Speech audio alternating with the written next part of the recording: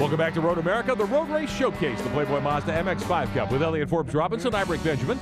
Derek Bertosiglio's on pit road for us today, back on board with Todd Lamb. Mostly on-board looks today, something completely different for our coverage. It's been fantastic so far.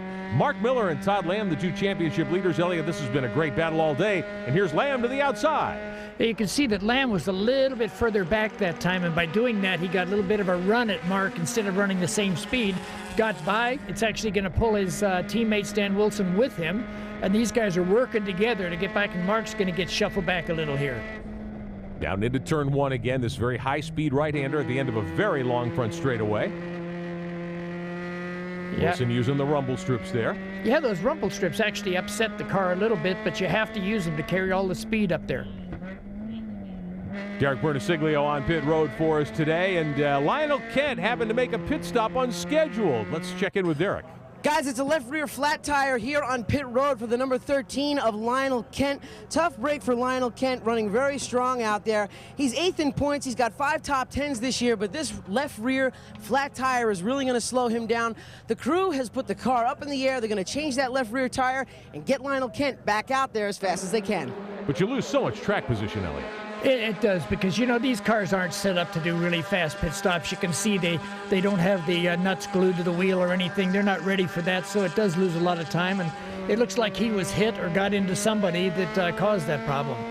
Sargento camera on board with Todd Lamb. Lamb trying to become the championship leader with a couple of rounds to go in the Playboy Mazda MX-5 Cup. Around the carousel. You can see him working the wheel, working the throttle. You're right on the edge all the way around that corner. You can't go flat. You just have to keep it right on the edge as fast as you can go, and then back into this kink again. And now you can see it from a little further back, and you can see Wilson there just moving around a little bit as the car moves around through that fast corner. And it looks like Mark Miller got a little bit of a run at him. Wilson second there in the silver 92 car. Mark Miller third. He's been the points leader just about all the way this season. Wilson taking a little bit of a defensive line there to keep Mark from going by him, but see what it cost him coming out of that corner. But there's no way to pass here, really. You just got to wait until you get up to the last corner and then get your shot up the straight. But it did cost them both some time because he didn't get to take the fast line through that corner. Turn 14, the final right-hander leading you to the long front stretch. Running order top of your screen.